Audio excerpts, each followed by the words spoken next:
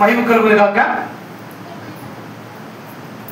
దేవుని యొక్క వాక్యాన్ని వింటున్నప్పుడు దేవా విన్న వాక్యం నా హృదయంలో అది ఫలించి వృద్ధి చెంది నీ రాకడికి సిద్ధపరిచి నన్ను నీతో ఉండేటట్టు చేయాలి. కాబట్టి వినబుద్ధి నాకు పుట్టించవా అని మనకి మనం ప్రార్థన చేసుకుందాం. ఎందుకంటే అపవాది మనల్ని దేవుని మాటలు విననివ్వకుండా చెవులో జోరీలాగా ఏదేదో గుసగుసలాడుతూ ఉంటాడు. ఎక్కడ లేని తలంపులు కూడా తీసుకొచ్చి మనల్ని గలిబిలి చేస్తూ ఉంటాడు. ఆ రీతిగా గలిబిలి కాకుండా మనందరం కూడా తదేకంగా దేవుని యొక్క వాక్యం మీద దృష్టి పెట్టి అది ఈరోజు నాతో ఏం మాట్లాడుతుంది, నేను ఏం సరి చేసుకోవాలి, దేవునికి దగ్గరగా దేవునికి ఇష్టలుగా ఉండడానికి నేను ఏ విధంగా ఉండాలి అనే ఆలోచన మనం కలిగి మనం దేవుని యొక్క సహాయాన్ని కోరితే దేవుడు తప్పగా ఆ సహాయాన్ని మనకి అందిస్తాడు.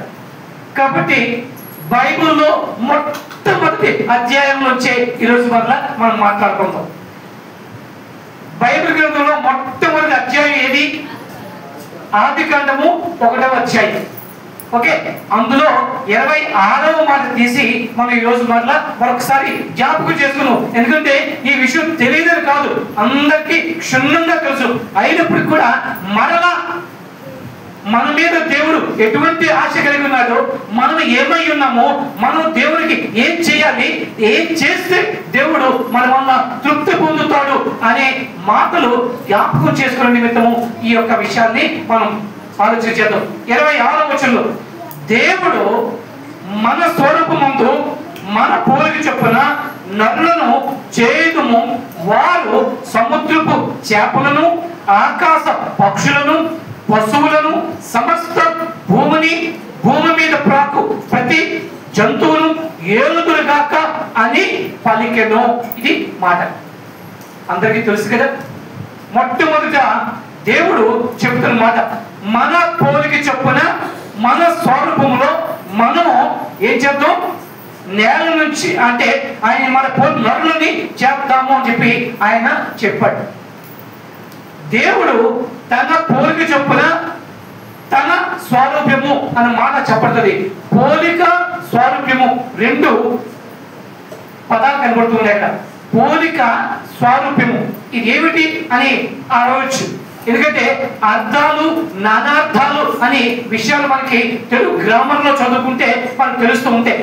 ఇక్కడ పోలిక స్వారూప్యము అన్న మాటకి రెండు రకాలున్నాయి. ఒకటి స్వారూప్యం అంటే బాహ్య ఆకారము అని మనం అనుకోవచ్చు.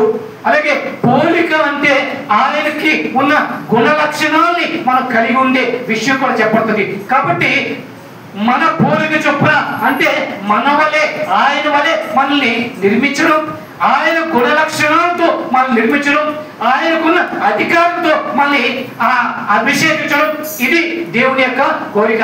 అందుకే ఆయన ఏమంటున్నాడు అంటే మన పోలిక చొప్పున మన స్వరూపంలో నరులను చేద్దాం. చేస్తే ఎందుకు అని ప్రశ్న వస్తే ఆయన ఏం చెప్తాడంటే, వారు ఎవరు? చేయబడిన ఆ నరులు సముద్రపు చేపలను, ఆకాశ పక్షులను, పశువులను, సమస్త భూమి మీద ప్రాకు ప్రతి జంతువును ఏలుదురుగాక అని చెప్పాడు. అంటే అప్పటికి భూమి మీద జనులెవరు కూడా లేరు. దేవుడు మొట్టమొదటిగా ఈ యొక్క భూమి మీద సమస్త సృష్టిని సృష్టించిన తర్వాత నరులని చేశాడు. నరులను చేసి ఆయన ఈ యొక్క సృష్టిలో ఉన్న సమస్త సృష్టిని ఏలడానికి ఆయన తన్ని ఒక రిప్రజెంటేటివ్ గా ఆయన పెట్టుకొని ఉన్నాడు. ఈ రోజు పరిస్థితి మనం చూసుకున్నట్లయితే ఈ భూమి మీద ఆయన ఆశించినట్టుగానే నరులు విస్తరించి భూమిని ఆక్రమించి భూమండలం అంతా కూడా వ్యాపించి జనులు ఎక్కువై ఉన్నారు. అయితే ఆనాడు చెప్పిన ఆ మాటే ఇంకా వర్తిస్తుందా అంటే ఆ మాటతో పాటు విస్తరించిన జనాంగానికి కూడా మనందరూ కూడా రాజులై ఉండాలన్నది దేవుని యొక్క ఆశ. దేవుని స్వరూప్యం కలిగిన ఆ మనుషులు ఎలా ఉండాలి అంటున్నాడు అంటే ఆయన చెప్తాడు. 1 పేతురు గ్రంథము 2వ అధ్యాయము 9వ వచనాన్ని ఒకసారి మనం చూసుకున్నట్లయితే, మొదటి పేతురు గ్రంథము 2వ అధ్యాయము 9వ వచనం చూసుకుంటే, మీరు అంటే అక్కడ ఎవరు? అక్కడ వారు అన్నారు.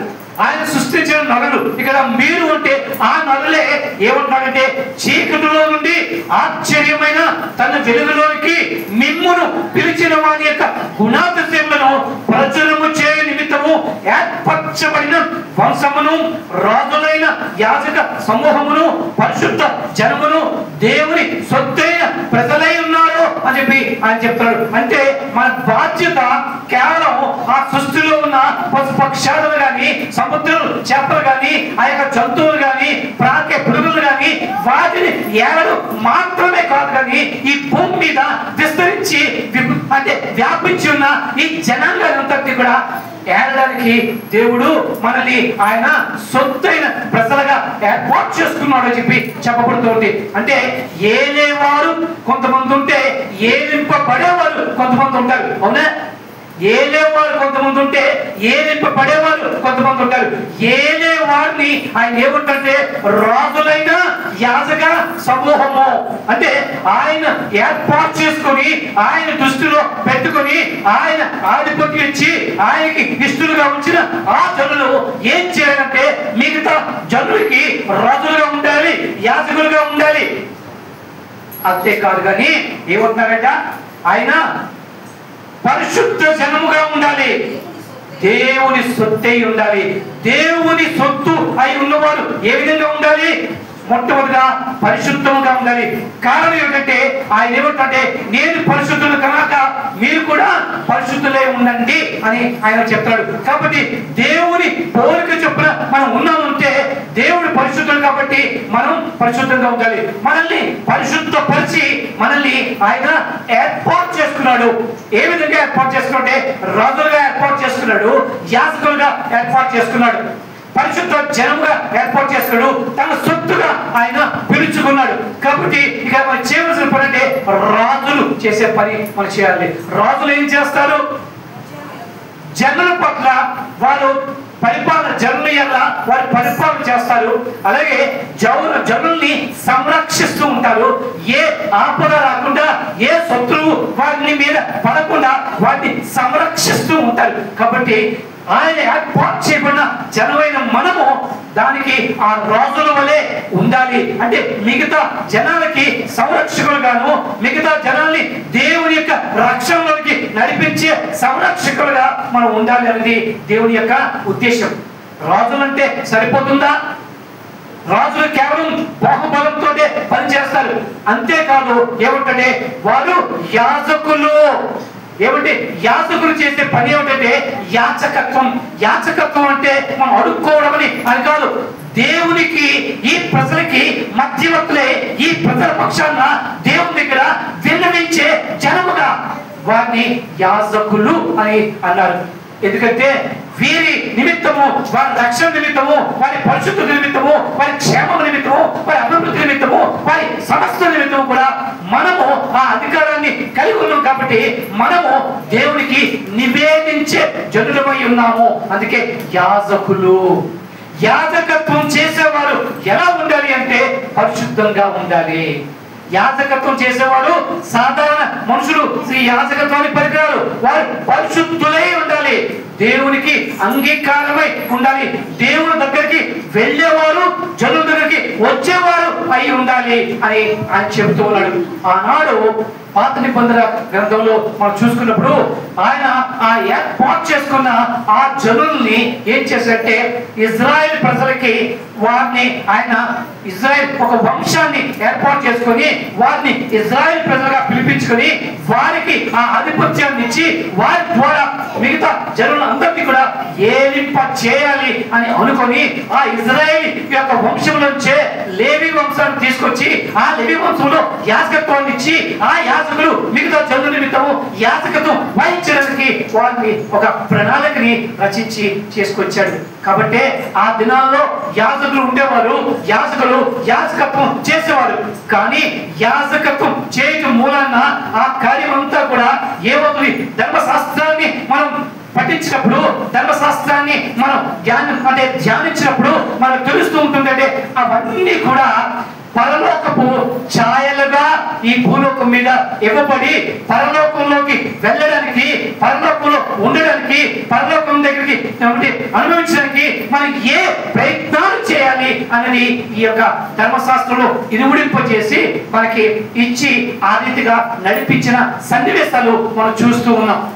కానీ యేసు ప్రభు ఈ యొక్క మానవుల రక్షణార్థము ఈ భూలోకానికి వచ్చి ఇక ఆ యొక్క యాజకత్వాన్ని తీసివేసి ఆయనే మనకి దేవునికి మధ్యవర్తి అయి ప్రధాన యాజకుడై మన పక్షాన ఆయన విమోచన కార్యాన్ని పూర్తి చేసి ఆయన తండ్రి పక్షాన కూర్చొని ఆ బాధ్యతని నీకు నాకు ఇచ్చాడు. కారణం ఏంటంటే మనము ఆయన పోలికలో ఉండి ఆయన గుణలక్షణాలు కలిగి నశించిపోతున్న జనుల దగ్గరికి మనము వారి గురించి యాజకత్వం చేయవలసిన బాధ్యత మన మీద పెట్టి ఆయన వెళ్ళాడు. అంటే ఆయన దృష్టిలో మనం ఏర్పాటు చేయబడిన జనాంగము. చెప్పండి, మనం ఎవరిని? ఏర్పాటు చేయబడిన జనాంగమే. మనము ఆయన సొత్తై ఉన్నాము. మిగతా వారిని ఆయన అన్యజనులు అని చెప్పి ఆయన పిలుస్తూ ఉన్నాడు. ఏమని పిలుస్తూ ఉన్నాడు?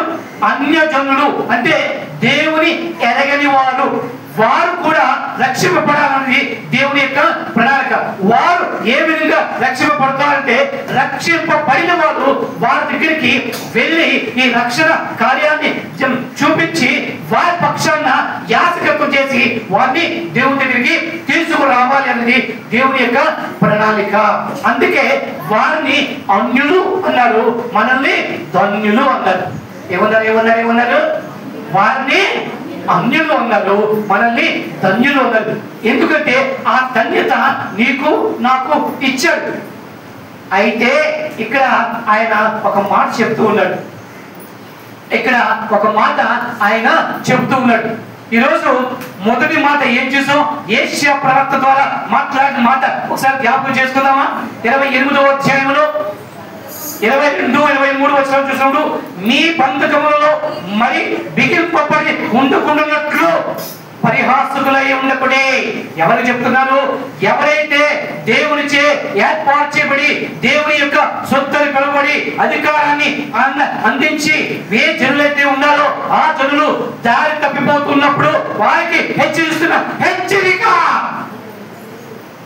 మీరు మీ బంధకంలో బిగింపబడకుండా ఉన్నట్లు ఈ యొక్క సాంసారిక ఈ లోకరీత్యా బంధకాల్లో మనం బిగింపబడకుండా ఉండేటట్టు, ఆ బిగింపబడే పరిస్థితి వస్తే మనం ఏమవుతాం?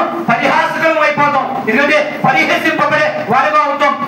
వీళ్ళు దేవుని బిడ్డల, వీళ్ళ దేవుని బిడ్డలు, వీళ్ళ దేవుని జనం అని అందరూ మనల్ని పరిహసింపకుండా ఉండేటట్టు ఆయన ఇక్కడ హెచ్చరికని ఇస్తూ ఉన్నాడు. భూమి అందంతటా నాశనము ఖండితంగా నియమింపబడి ఉన్నది.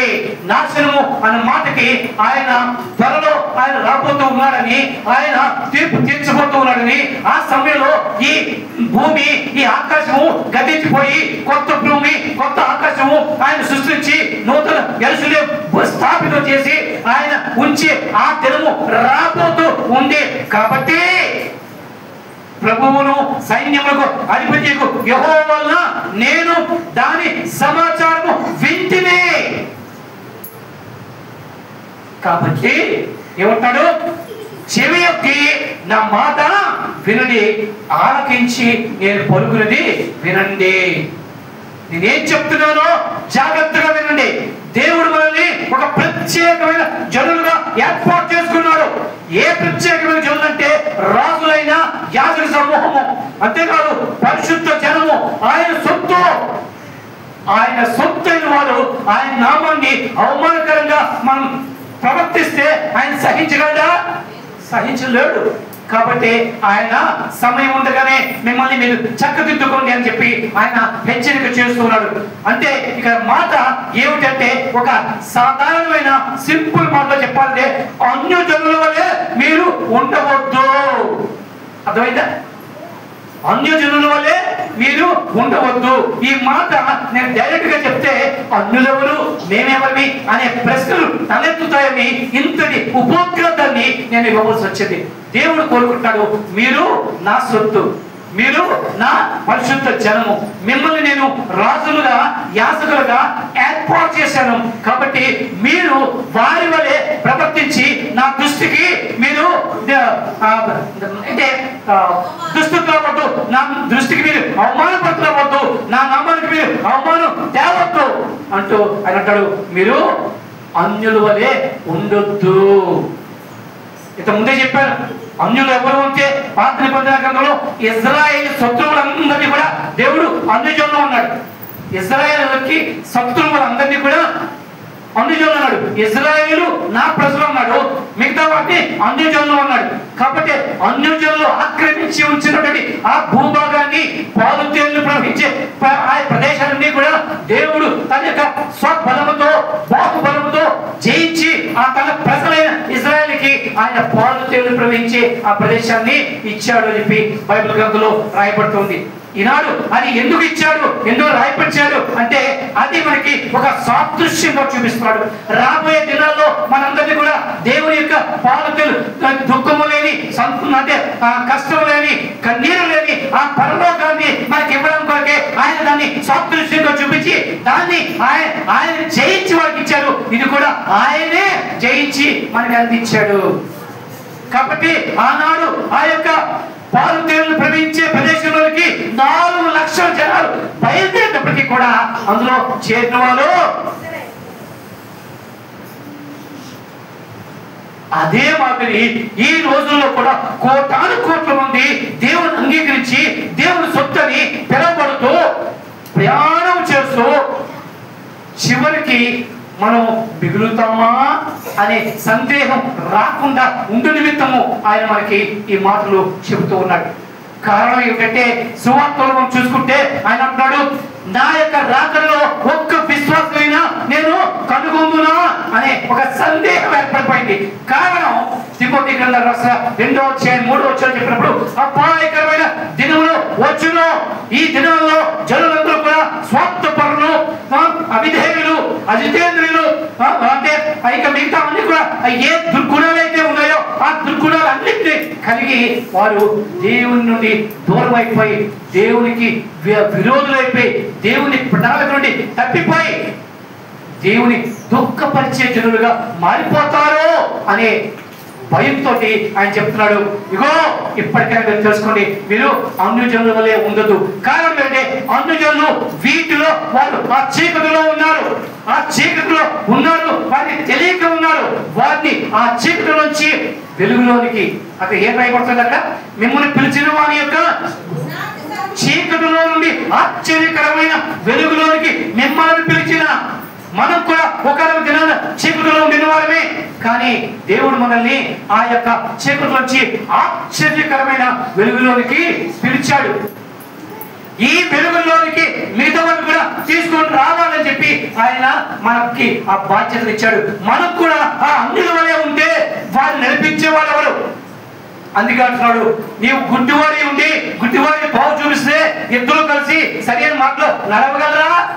కాదే, ఎత్తులు కలిసి గుడ్డివారే కాబట్టి మీరేమవుతారు, గోతులు పడిపోతారు. అలా పడిపోకుండా ఉండి నిమిత్తము సరైన మార్గంలో నడిపించిన నిమిత్తము దేవుడు ఈ మాటల్ని మనకిచ్చి నడిపించాలని చూస్తూ అని చెప్తాడు, అన్యజనుల వల్లే మీరు ఉండొద్దు. ఆయన యొక్క రాకడ సమయంలో ఆ తీర్పు సమయంలో ఆయన ఇంకా మనకి సాదృశ్యాలతో చూపిస్తూ ఉన్నాడు.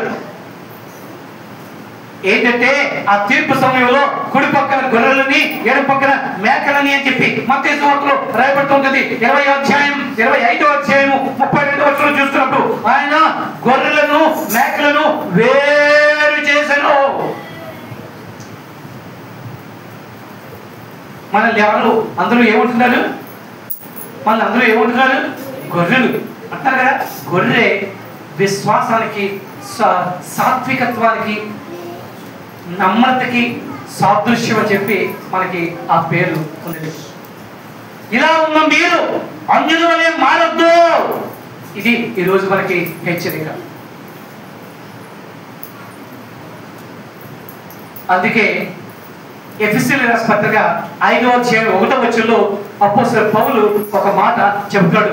కాబట్టి కావున ప్రియులారా, మీరు ప్రియమైన దేవుని పిల్లల వలె ఏం రాయబడింది?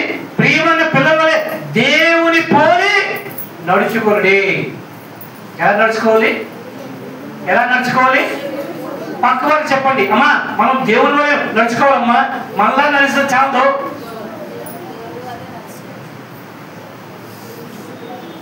ఎందుకు అంటే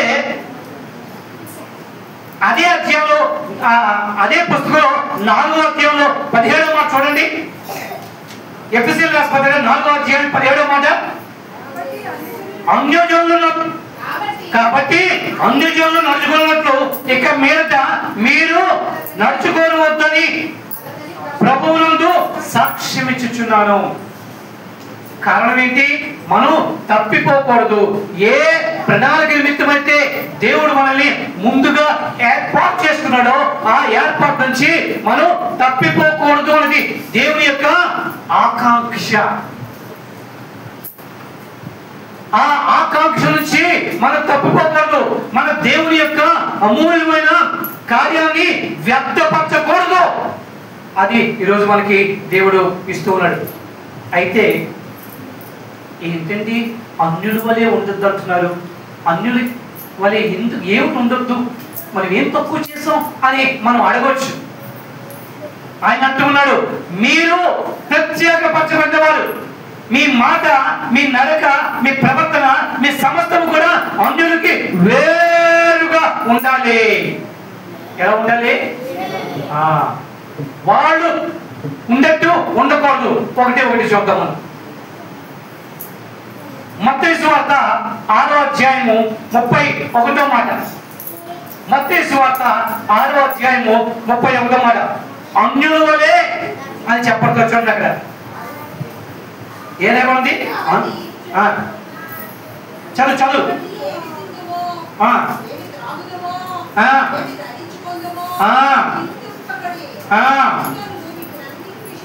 అన్యులందరూ కూడా దీని గురించి ఆలోచిస్తారు, కానీ మీరు దాని గురించి ఆలోచించొద్దు. ఏంటి ఆలోచన? అయ్యో ఈ రోజు మనం ఏం తింటాం, అయ్యో రేపు ఏం బట్టలు వేసుకుంటాం, రేపు మన యొక్క అప్పలస్వామి గారింట్లో గృహప్రవేశం ఉంది కదా, రేపు ఏ చీర కట్టుకోవాలి, ఏ నెలలు వేసుకోవాలి, ఇది ఈ తాపత్రయాలు కాదు. అవి అందరూ చేసే పనులు అంటున్నారు. ఏమి తిందుమో ఏమి త్రాగుదామో అని మీరు చింతించకండి. అవి చింతించేవాడు వారు అన్యుల వలె మీరు చింతించొద్దు. మీకు ఏది అవసరమో మీకంటే మిమ్మల్ని సృష్టించిన, మిమ్మల్ని ఏర్పాటు చేసిన ఆ దేవుడికి బాగా తెలుసు అంటూ ఆయన ఒక ఉదాహరణ ఇస్తున్నాడు. పిచ్చుకలు ఉదాహరణ ఇస్తూ ఉన్నాడు. చూడండి అక్కడే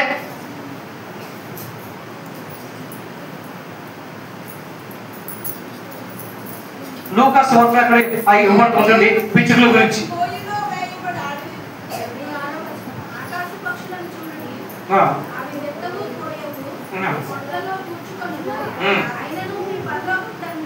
వాటిని పోషిస్తున్నాడుగా.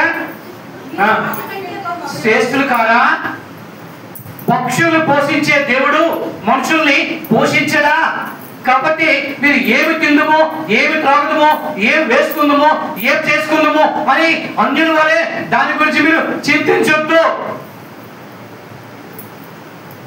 కానీ మనకు కూడా అదే ఉన్నది. ఏది? వాళ్ళు పట్టు చీర కొనుక్కున్నారు, నేను కొనుక్కోవాలి అంతేగా. దిగవేసుకుని ఆనంద చేయించుకున్నారు, నేను ఊరి పెట్టుకుని నెక్లెస్ చేయించుకోవాలి. అవునా? ఇక్కడ ఈ సహోదరుడు సూట్ వేసుకుని వచ్చాడు, నేను ఇంకా ఇంకోటి ఏదో వేసుకోవాలి. ఉందా లేదా? మన ఆలోచన, మన చింత, మన యావత్తు కూడా దేని మీద ఉన్నది? ఏం తిందుమో, ఏమి త్రాగుదామో, ఏం వేసుకుందామో, ఎలా ఉందామో అనే ఈ లోకరీతమైన వీటినే మనం ఆలోచన చేస్తున్నాం. కానీ దేవుడు ఏం చెప్తున్నాడు? మీరు పైనున్న వాటినే వెతకండి. ఏమన్నాడు? దేని వెతకమన్నాడు? పైన ఏమున్నాయి అంటే, పైన అంటే అర్థం మీద కాదు, పరలోకములో. రేపటి గురించి మీరు చింతించొద్దు. రేపటి ఆ దినమే మన గురించి చింతిస్తుంది తప్ప మీరు చింతించొద్దు. కానీ మన చింత అంతా ఏమి? రేపటి గురించి. రేపటి గురించి. ఇవాళ అయిపోయింది. రేపు సంగతి ఏంటి? నా పిల్లల భవిష్యత్తు ఏంటి? నా భవిష్యత్తు ఏంటి? నా ఆరోగ్యం ఏమిటి? దీని గురించి ఆలోచించడం మంచిది కాదు అంటే ఆలోచించవచ్చు, కానీ దాని గురించి మనం చింతిస్తూ మనం దిగులు పడి మనం జారిపోకూడదు. అంత భారం అంతా కూడా ఆయన మీదే. ఇందాక కీర్తనకారుడు ఏమన్నాడు? చనిపోను విడిచిన పిల్ల తల్లి యొద్ద ఉన్నట్లు అంటున్నాడు. అలాగా మనం ఆయన యొద్ద ఉండాలి. అంత నమ్మిక ఆయన మీద పెట్టుకున్నప్పుడు ఆయన మనల్ని పోషించేవాడు. కాబట్టి అన్యుల వలె మనం ఏం చేయకూడదు? ఏమి తిందుమా, ఏమి త్రాగుదామా, ఏమి వేసుకుందామా అని ఏమాత్రం కూడా చింతించొద్దు అని చెప్పి ఆయన చెప్తున్నాడు.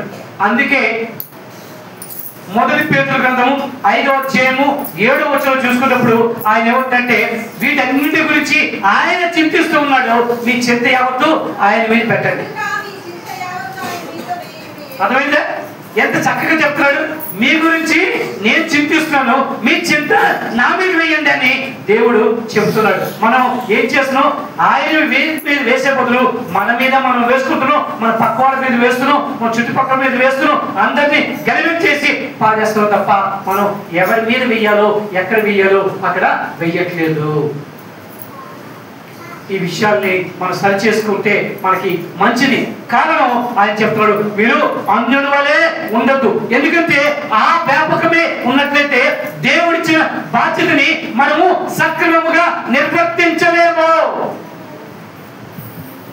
దేవుని యొక్క పనిని, దేవుడు అప్పగించిన బాధ్యతని సక్రమంగా మనం నిర్వర్తించాలి అంటే మనం వీటి గురించి ఆలోచించవలసిన అవసరం లేదు. అది అన్యులు ఆలోచిస్తారు తప్ప నీవు ఆ విధంగా ఆలోచించక్కర్లేదు. కారణం, నా ప్రభువు నన్ను పోషించేవాడు. నేను ఆయన సృష్టి, నేను ఆయన ప్రజ, ఆయన మేపు గొర్రె. నాకేం కావాలో ఆయనకి తెలుసు. ఆయన పని నేను చేస్తే నా పని ఆయన చేస్తాడు అనే నమ్మిక ఆయన మీద మనం ఉండాలి. ఇక రెండోది మనం చూసుకున్నప్పుడు అదే మత్తయి సువార్త 6వ అధ్యాయంలో 7వ వచనం చూడండి. అన్యుల వలె వ్యర్థమైన మాటలు మీరు ఉచ్చరించొద్దు, మాట్లాడద్దు.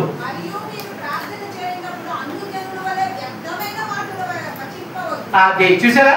మీరు అన్యజనుల వలె వ్యర్థమైన మాటలు ఏమాత్రం కూడా ఉచ్చరించొద్దు. దేవుడికి తెలుసు, నీకు ఆలోచన పుట్టక పూర్వమే నువ్వు ఏం ఆలోచిస్తావో కూడా దేవుడికి తెలుసు. విన్నారా మాట? నువ్వు ఏం ఆలోచిస్తావో నువ్వు ఆలోచించక ముందే ఆయన తెలుసు. కాబట్టి దేవుడికి నీ హృదయం కోసం అంతా అప్పగించాలని చెప్పి అక్కర్లేని అన్ని కోరపెట్టి పోగేసి దాన్ని ఆయన ముందు మనం పెట్టవలసిన అవసరం లేదు. ఇంకో మాట చెప్పమంటారా? నువ్వు ఎలా ప్రార్థన చేయాలో తెలియనప్పుడు నీలో ఉన్న పరిశుద్ధాత్మ దేవుడు మూలుగుల ద్వారా నీ యొక్క హృదయ వేదన కూడా దేవుడికి అందిస్తాడు. విస్తారమైన మాటల్లో అబ్బా అదే తెలిసిపోయి మనకు అనేది, కానీ మన నోరు ఒక్క నిమిషం ఆగదు. అవుతుందా? అచ్చ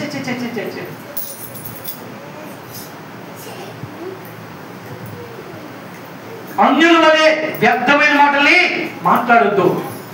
దేవుని యొక్క బిడ్డల యొక్క మాటలు ఎలా ఉండాలి అంటే, ఎలా ఉండాలి? అవునంటే కాదనలే, కాదంటే అవునలే, అలా ఉండాలా? అవునంటే అవును, కాదంటే కాదు. ఏదైనా ఒకసారి మిమ్మల్ని మీరు పరీక్షించుకోండి. అలా ఉన్నామా? కాబట్టి అన్యుల వలె మీ మాటలు జాగ్రత్త. అందుకే ఇంకో మాట ఏం చెప్పలేదు, దేవుని మందిరానికి వెళ్ళినప్పుడు మీ ప్రవర్తన సరిచూసుకోండి. దేవుని మందిరానికి వెళ్ళినప్పుడు ఏం చేయాలి? మన ప్రవర్తన అంటే మన మాట తీరు, మన నడవడిక, మన యొక్క ఆలోచన సరళి, మన ప్రవర్తన సరళి ఎలా ఉందో మనం సరి చేసుకొని వెళ్ళవాలి అని చెప్పబడుతుంది. ఇంకా మనం చూసుకున్నట్లయితే సామెతల గ్రంథము, కీర్తన గ్రంథము 2వ అధ్యాయంలో మొదటి మాట చూసినప్పుడు అన్యులు విషయం అక్కడ రాయబడుతుంది. చూడండి, 2వ కీర్తన మొదటి మాట. అన్యులు ఏం చేస్తారుగా? అల్లరి రేపుతారు. ఏం చేస్తారు? అన్యులు ఏం చేస్తారు? అల్లరి రేపుతారు. మనము అలా ఉండకూడదు. మన దేవుడు అల్లరికి కర్త కాదు, సమాధానానికే కర్త. కాబట్టి అన్యజనుల వల్లే మనం అల్లరి తిరుగుతూ వస్తుంది. మాట పెరిగితే కదా అల్లరి అంటారు. కాబట్టి మనం మాట్లాడేటప్పుడు చాలా జాగ్రత్తగా ఉండాలి. అలాగే 34వ కీర్తన 15వ మాట ఒకసారి చూడండి. యెహోవా దృష్టి నీతిమంతుల మీద ఉన్నది, ఆయన చెవులు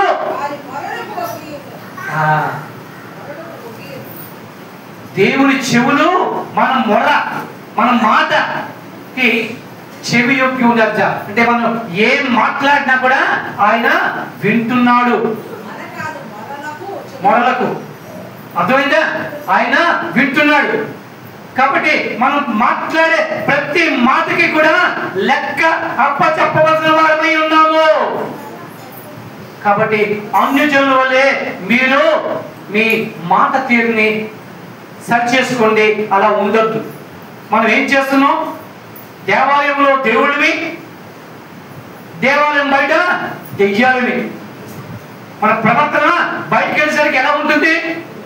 మారిపోయి ఉంటుంది. అవునా కదా? ఎంతో మంది నేను చూశాను, చర్చిలో కూర్చున్నప్పుడు వీరంత భక్తి పనులకు లేరురా అన్నట్టుగా, అంత చక్కగా, అంత తదేకంగా, అంత భక్తితో ఉంటారు.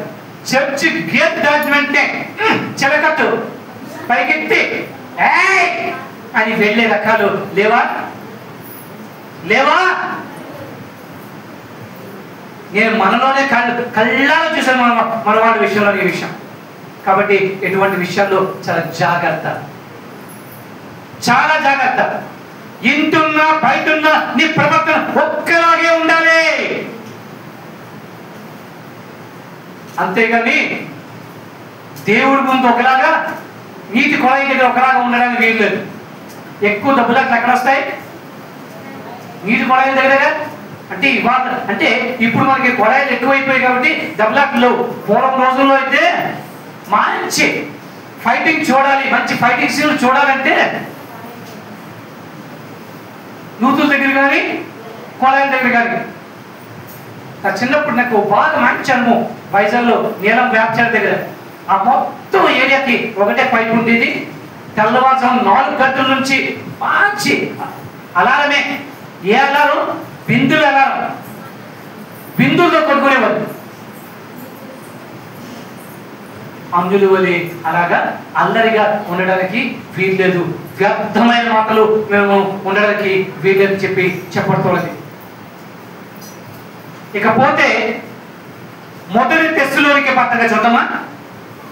4వ అధ్యాయంలో 4వ మాట, అన్యుల వలె ఆశించవద్దు, నడుచుకోవద్దు, ప్రవర్తించవద్దు. అన్యుల వలె చదువుమా.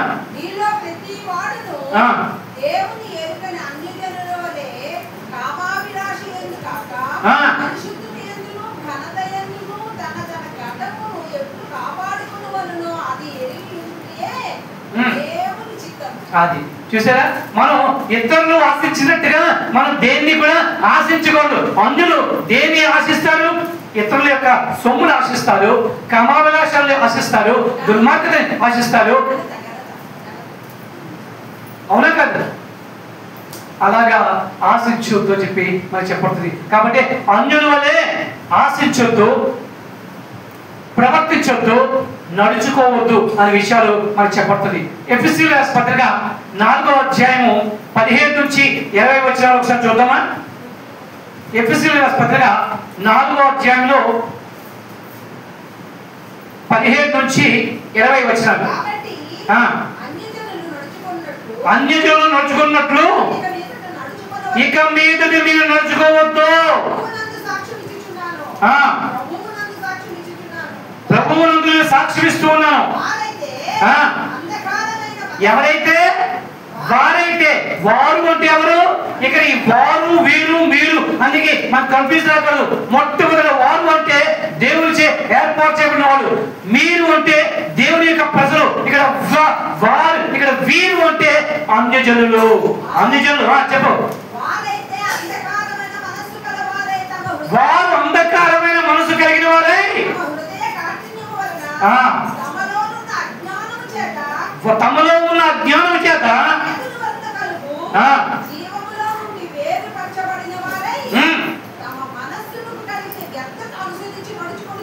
అది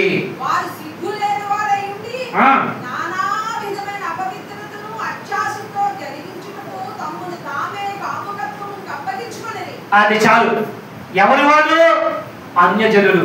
ఆ రీతిగా మనం ఉండకూడదు. ఇందులోని వివరించవలసిన అనేక విషయాలు ఉన్నప్పటికీ కూడా ఏం చెప్తుంది? మొట్టమొదటి, హృదయ కాఠిన్యము ఉండడానికి వీల్లేదు.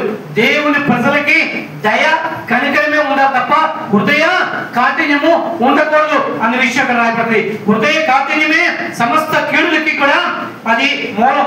ఎందుకంటే హృదయ కాఠిన్యం వల్ల ఏమవుతుంటే అజ్ఞానం వస్తుంది. అజ్ఞానం చేత దేవుడు కలుగుచే జీవంలో నుండి వారు వేరు పట్టబడిపోతారు. తమ మనసులకు కలిగిన వ్యర్థతని అనుసరిస్తారు. సిగ్గులేని వారై ఉంటారు. నానా విధములైన అపవిత్రతకి వారు లోనైపోతారు. కాబట్టి మీరు అన్యుల వలె దాన్ని ఏమాత్రం కూడా పాటించొద్దు. దేవుడు కోరుకుంటుంది ఏంటి? అన్యుల వలె మనం ఉండొద్దు, వారి వలె మనం ఉండొద్దు. మన కోరిక ఎప్పుడు కూడా ఇతరులతోటి,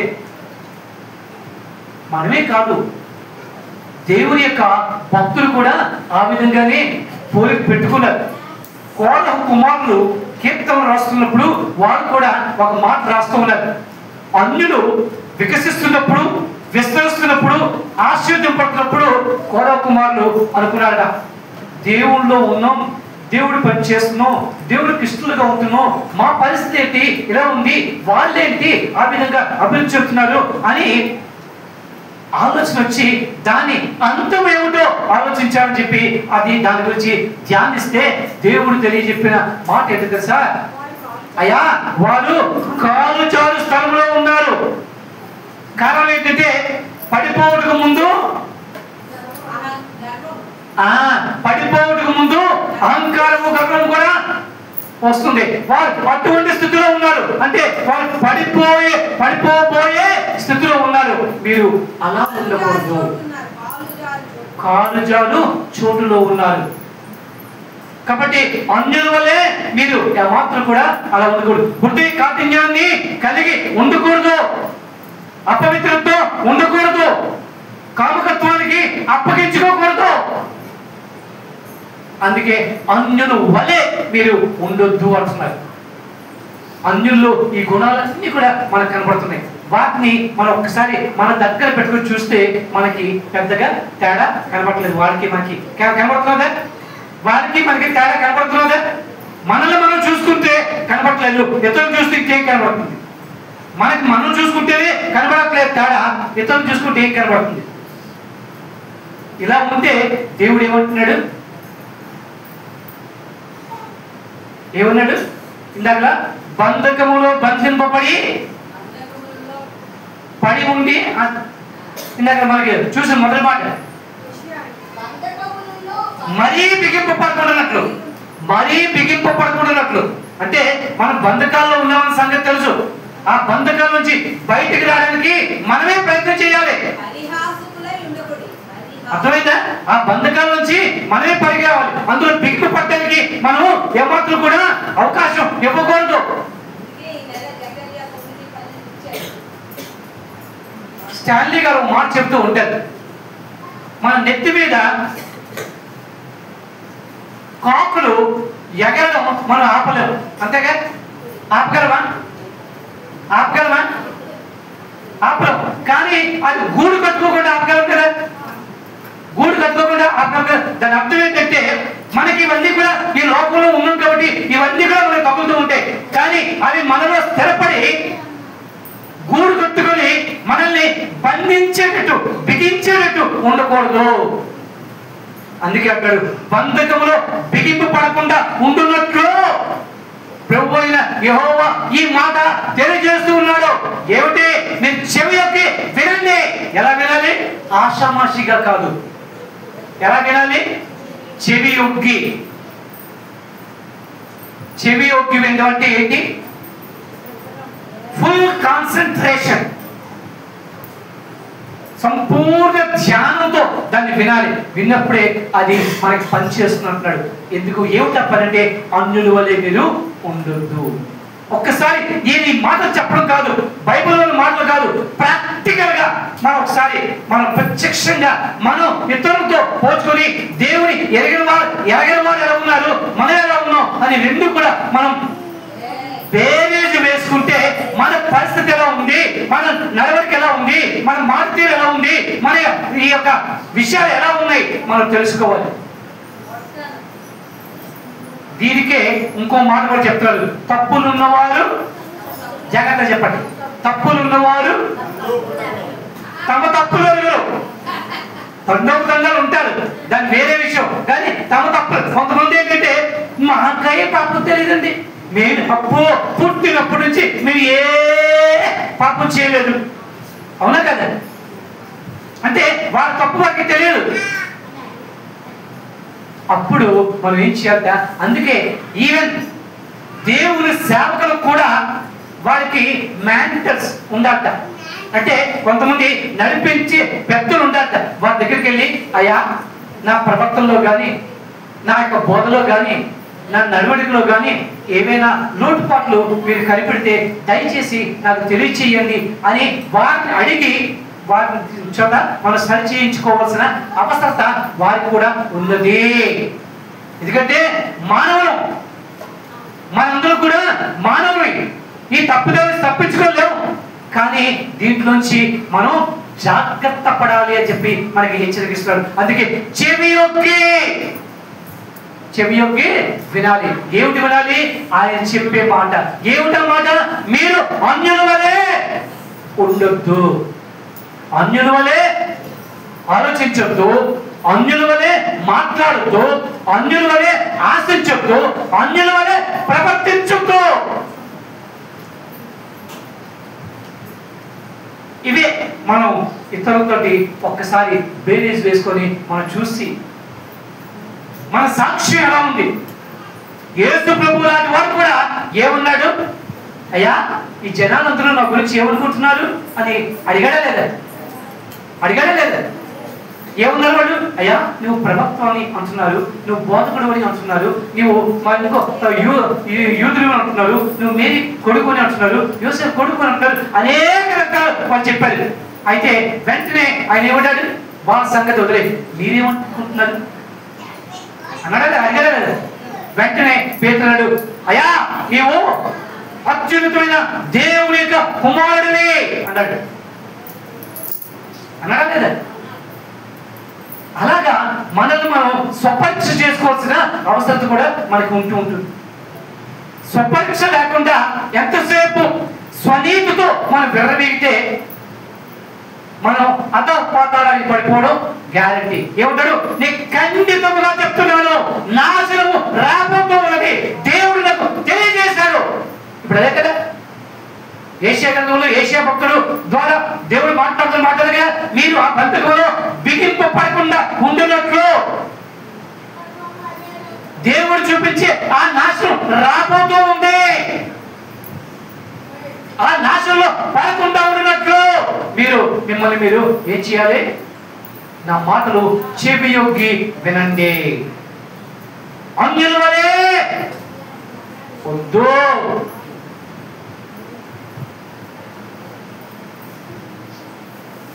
ఇందాక మనం చూసాం, అన్యుల వలె ప్రవర్తించకూడదు. అన్యులు ఎలా ప్రవర్తించారో మనం చూసాం. ఎఫెసీయులకు రాసిన పత్రిక 4వ అధ్యాయం 1-2 వచనాల్లో ఇందాక మనం చూసాం. మరొకసారి చూద్దామని. ఎఫెసీయులకు రాసిన పత్రిక 4వ అధ్యాయంలో 1-2 వచనాలు. కాబట్టి మీరు సమాధానమును బంధము చేత ఆత్మ కలిగించు ఐక్యమును కాపాడుకుంటూ శ్రద్ధ కలిగిన వారే ప్రేమతో ఒకరికొకరు సహించుకోండి. ఇదే మీరు చేయాల్సింది. మీరు పిలువబడిన పిలుపులకు తగినట్లుగా దీర్ఘ శాంతముతో కూడిన సంపూర్ణ వినయముతోను సాత్వికముతోను నడుచుకోవాలని ప్రభువును బట్టి ఖైదీ అయిన నేను మిమ్మల్ని ఆజ్ఞాపిస్తున్నాడా? బ్రతుకోవాలనుకుంటున్నాడు. ఆయనకి ఏం అవసరం మన గురించి బ్రతుకోవడానికి? కారణం ఏంటంటే ఎవ్వరూ నశించిపోవడం దేవుడికి ఇష్టం లేదు. కాబట్టి దేవుడు యొక్క పౌలు ద్వారా ఈ మాటలు మనకి చెప్పిస్తున్నాడు. అయ్యా, ఆజ్ఞాపిస్తే ముందుకేసి వాళ్ళు దూరం అయిపోతారేమో. బ్రతిమాలితే అయ్యో ఇతనెవడో మన వారు కాదే, అయినప్పుడు కూడా మన గురించి బ్రతిమాలుతున్నాడే, మన గురించి కన్నీరు విడుస్తున్నాడే, మన గురించి బాధపడుతున్నాడే అని మనసు మార్చుకొని ప్రవర్తన మార్చుకొని దేవునికి ఇష్టలుగా మారుతారని ఆశతో దేవుడు చెప్పిస్తున్న మాటలు ఇవే. ఎస్, అదే అధ్యాయంలో 2వ అధ్యాయము, అదే పుస్తకం 2వ అధ్యాయంలో 2-3 చూడండి. మీరు వాటిని చేయించు వాయుముల సంబంధమైన అధిపతిని అనగా అవిధేయులైన వారిని ఇప్పుడు ప్రేరేపించు శక్తికి అధిపతిని అనుసరించి ఈ ప్రపంచ ధర్మము చొప్పున మునుపు నడుచుకుంటే.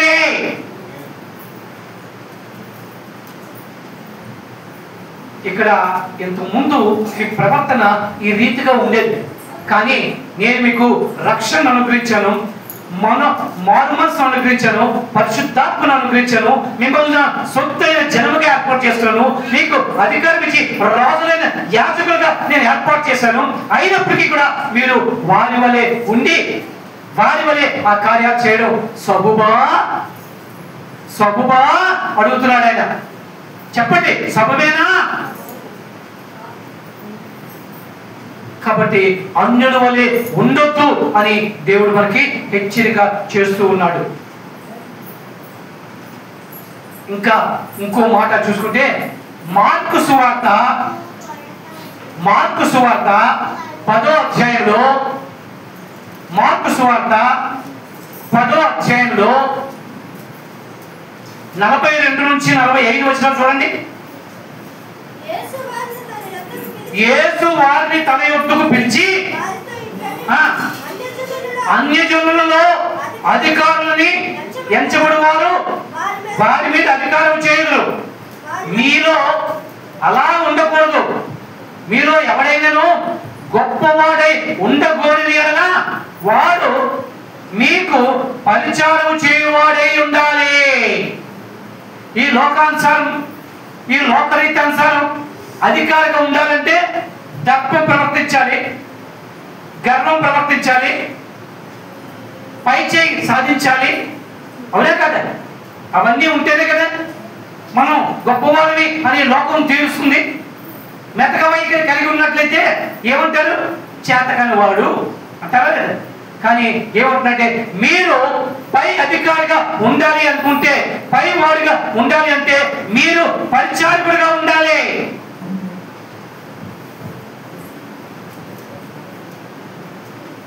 లార్డ్ సప్పర్ చివరి సప్పర్ సమయంలో, ప్రభురాత్రి భోజన ఆ సమయంలో, చివరి భోజన సమయంలో యేసు ప్రభు ఏం చేశాడు మీకు తెలుసా? ఆయన అందరూ కూడా భోజన బలి యొక్క కూర్చున్నప్పుడు ఆయన కూడా కూర్చుంటే ఆ శిష్యులు వారిలో వారు వాదోపవాదాలు చేసుకుంటారు. నేను గొప్ప అంటే నేను గొప్ప, నేను గొప్ప అంటే నేను గొప్ప. అప్పుడు ఆయన భోజనం బల్ల యొక్క నుండి లేచి పై వస్త్రము తీసి నడుముకి నడికట్టు కట్టుకుని పళ్ళెములో నీరు తీసుకుని శిష్యుల కాళ్ళు కడుగుటకు ఉపక్రమించను అని మాట రాయబడుతుంది. అంతేనా? నా బైబిల్లో అదే రాయబడింది. మీ బైబిల్ అలాగే రాయబడిందా? యేసు ప్రభు దేవుడు, ఆఫ్టర్ ఆల్ వాళ్ళ శిష్యులు. కానీ ఆయన ఏం చేశాడు?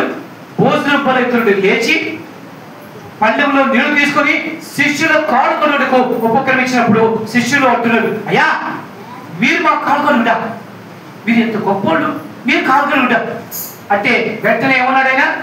మనుష్య కుమారుడు పరిచర్య చేయించుకున్నట్టుకు రాలేదు, పరిచర్య చేయుటకు వచ్చును. ఈ లోక అధికారులు ఏం చేస్తారు? పరిచర్య చేయించుకోవడానికే, అంతే కదా? పూర్వం దినాల్లో మా కర్ణం గారు ఉదయాన్నే గోచి కట్టుకొని ఇలా వెళ్తుంటే వెనకాల ఈ చంద్రరావు వాళ్ళు ఇలా వెళ్ళేవారు.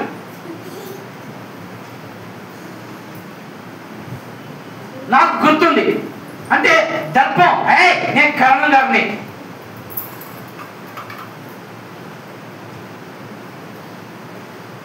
ఇప్పటికీ లేదా?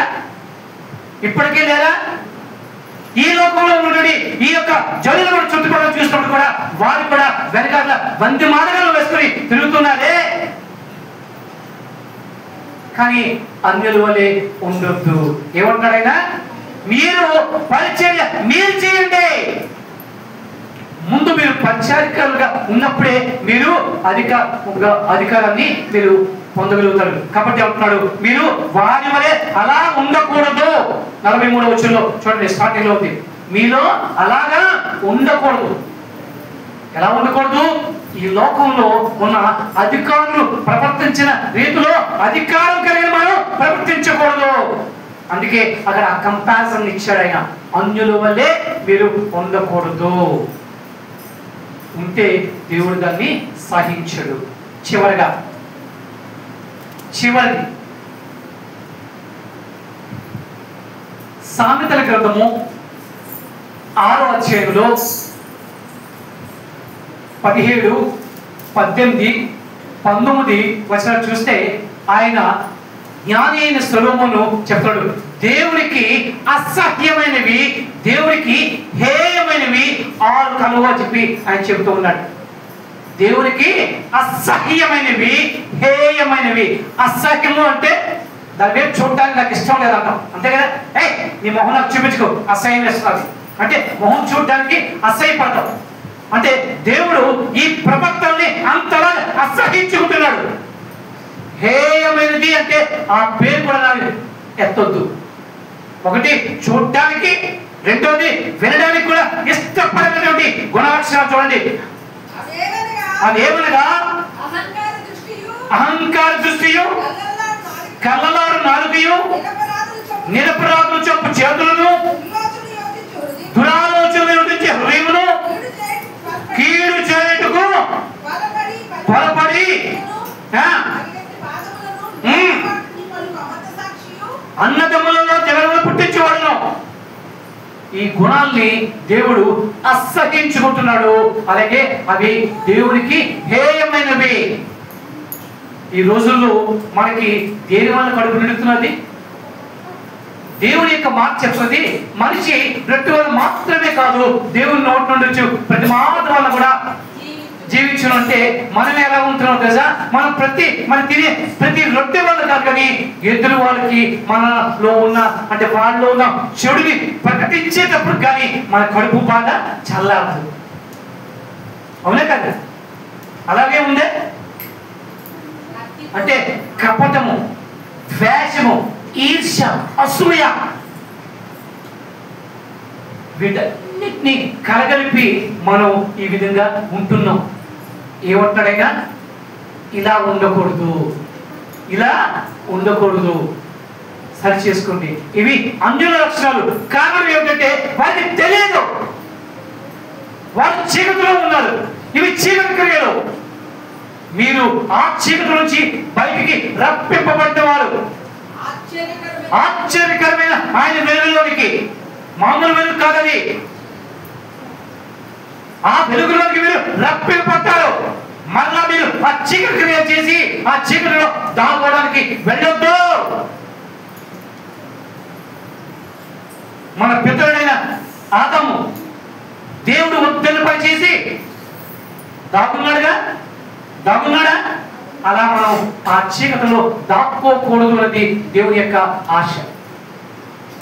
అందుకే అన్యుల వలె మీరు ఉండొద్దు. అందుకే మరొక్కసారి జ్ఞాపకం చేసుకున్నాం. అపోస్తలుడైన పౌలు ప్రేమతో బతిమాలుకుంటున్న మాట ఎఫెసీయులకు రాసిన పత్రిక 5వ అధ్యాయము మొదటి మాట. ముగించాను, అయిపోయింది. 12:30 అన్నారు, 12:30 లోపలే ముగించేస్తున్నాను. ఎఫెసీయులకు రాసిన పత్రిక 5వ అధ్యాయంలో మొదటి వచనం. కాబట్టి ప్రియులారా, మీరు ప్రియులైన పిల్లల వలె.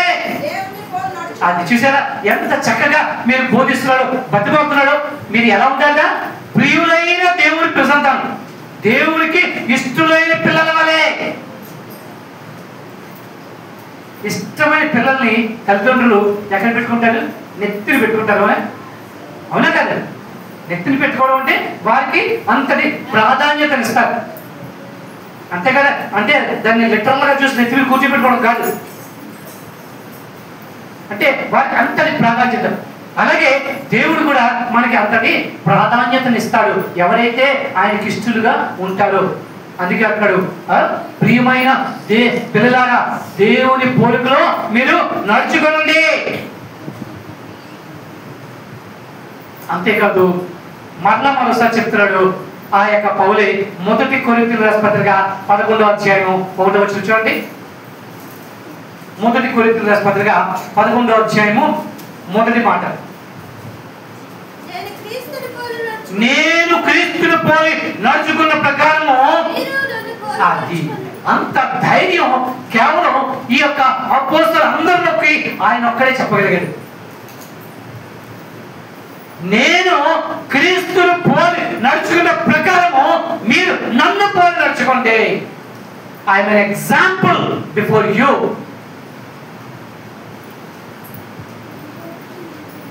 అని ఆయన చెప్తూ ఉన్నాడు.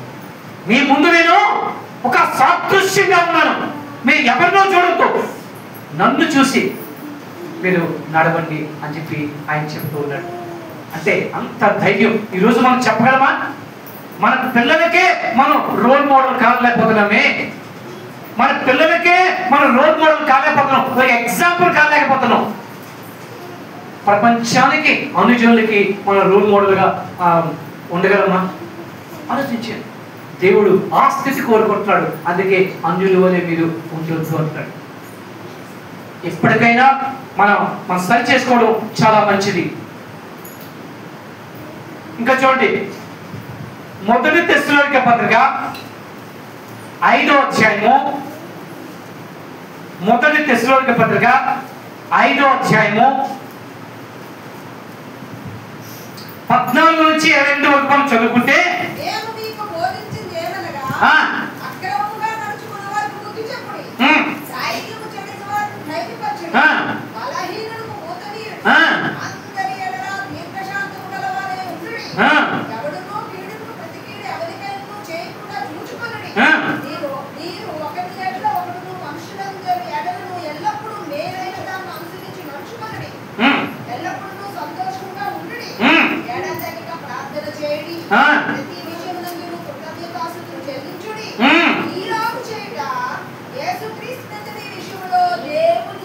that's it. విన్నారా? నేను ఎవరిని అడిగితే వాళ్ళు చెప్పగలరా ఏమిటి విన్నారో? తెల్ల మొహం వేస్తారే? నేను చెప్తాను, నేను చదువుతాను, నాతో పాటు మీరు చదవండి మాటలు. ఓకే? సహోదరులారా, మేము మీకు బోధించినది ఏమనగా, ఏం చెప్పాను? అర్థమైందా? అక్రమముగా నడుచుకున్న వారికి బుద్ధి చెప్పుడి. అంటే ఆయన బుద్ధి చెప్పడం మనిషి మనం అలా నడుచుకోవడం కాదు. అక్రమంగా నడుచుకున్న వారికి మనం ఏం చెప్పాలి? అరే బాబు, తప్పురా అని వారికి బుద్ధి చెప్పాలి. బలహీనులకు ఊతనీయుడే, అందరి ధైర్యం చెందిన వారికి ధైర్యపరచుడి, అందరి ఎడల దీర్ఘశాంతం గలవారై ఉండడి. మనకేముంటుంది? ముక్కు మీద కోపం. ఇక్కడ ఏముంటున్నాడు? దీర్ఘశాంతం వహించమంటున్నాడు. ముక్కు మీద కోపం ఎలా ఉంటుంది? ఏ పాట ఉంది మీకు తెలీదా? ముక్కు మీద కోపం ముఖానికి అందం. అవునా? అదే మాటలు ఇంకోలాగా వివరిస్తే తన కోపమే అబ్బో అదే ఉన్నాయే మాటలు. ఇక్కడ ఏమంటున్నాడు? దీర్ఘశాంతం వహించాలి. కోపం మాట దేవుడలో ఎవడును కీడుకు ప్రతి కీడు ఎవరికైనా చేయకుండా చూసుకోండి. ఇది మాటకు చెప్పకండి మొక్క ఉంటారు. వాడు ఏమని చేస్తే నేను ఊరుకుంటానా? నేను అవ్వండి అంటున్నారు లేదా? ఇక్కడ ఏమంటున్నాడు? కీడుకు ప్రతి కీడు చేయొద్దు అంటున్నాడు. మనం ఏమంటున్నాం? రెండింత చేస్తాను, నేనేమిటో చూపిస్తాను. ఏమంటాం మనం? రెండింత చేసి నేనేమిటో వాడికి తెలియపరుస్తానంట. అలాగే ఉండొచ్చు అంటున్నాడు ఆయన. ఏమన్నాడు చూడండి, అందరి ఎడల కామైపదే అందరి ఎడల దీర్ఘశాంతము కలవారై ఉండడి. ఎవడునో కీడుకు ప్రతి కీడు ఎవరికైనాను చేయకుండా చూసుకునుడి. ఎల్లప్పుడూ ఏమన్నాడు? ఏమన్నాడు? అది ఎలా కనపడదు మీకు? అప్పుడప్పుడు అంటే దాని అర్థం సంతోషముగా ఉండండి. ఎలా ఉండాలి? మనకి ఎక్కడ లేని విచారాలు మనకే వస్తాయి. అవునా? కానీ బైబిల్ ఏం చెప్తున్నది? ఎప్పుడు కూడా సంతోషంగా ఉండమని చెప్తున్నది. కానీ మనం ఎప్పుడు కూడా అది ఆచరించట్లేదు. ఎడతగక అంటే దాని అర్థం ఏంటి? బ్రేక్ లేకుండా కంటిన్యూస్ గా ఎప్పుడు ప్రార్థన చేయండి. అంటే అలా మోకరించి కూర్చోవాలా, ముసుగేసుకుని కూర్చోవాలా అడుగుతున్నారు కాదు.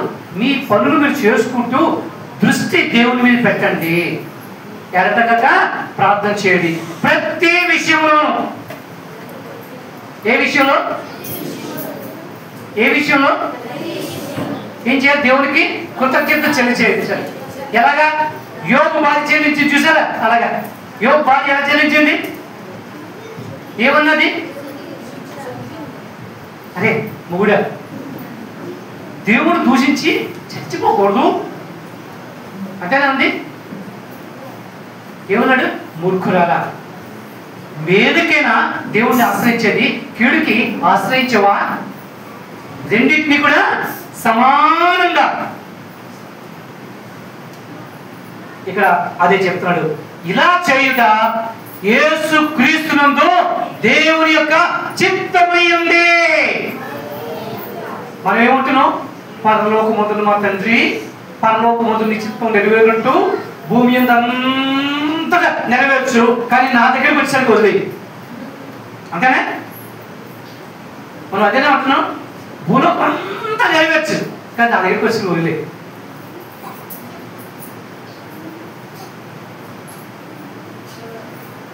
మనకు నచ్చింది చేసి దేవుని చిత్తం అనేసుకున్నాం మనం. అవునా కదా? కానీ దేవుని చిత్తాన్ని క్షుణ్ణంగా తెలుసుకొని వాటిని ఆచరించబద్దులై ఉన్నారని చెప్పిన విషయం ఇక్కడ చెప్పబడుతుంది. కాబట్టి ఆయన ఇచ్చిన ఈ సూచనని మనం అనుసరిద్దాం. ఏ సూచన? ఈ ఎఫెసీయులకు ఈ మొదటి తెస్సలోనిక రాసిన పత్రిక 5వ అధ్యాయంలో ఇచ్చిన 14 నుంచి 22 వచనాలు మీరు కంఠస్థం చేయండి, ఆచరించండి, ఆశీర్వాదం పొందుకోండి, దేవుడు మిమ్మల్ని దీవించును గాక. ప్రార్థన చేసుకున్నావా? దేవుడి వాడు ఏం చెప్పాడు? దేవుడి వాడు ఏం చెప్పాడు? ఒక్క మాటలో చెప్పండి. మీరు అన్యజనుల వలె ఉండొద్దు. నేను మళ్ళీ చెప్పను. కాబట్టి మీకు మీరే దాన్ని బేరీజ్ వేసుకొని ఎలా ఉన్నామో పరీక్షించుకోండి. దేవుడు మిమ్మల్ని దీవిస్తాడు. కానీ ప్రార్థన చేసుకుందాం.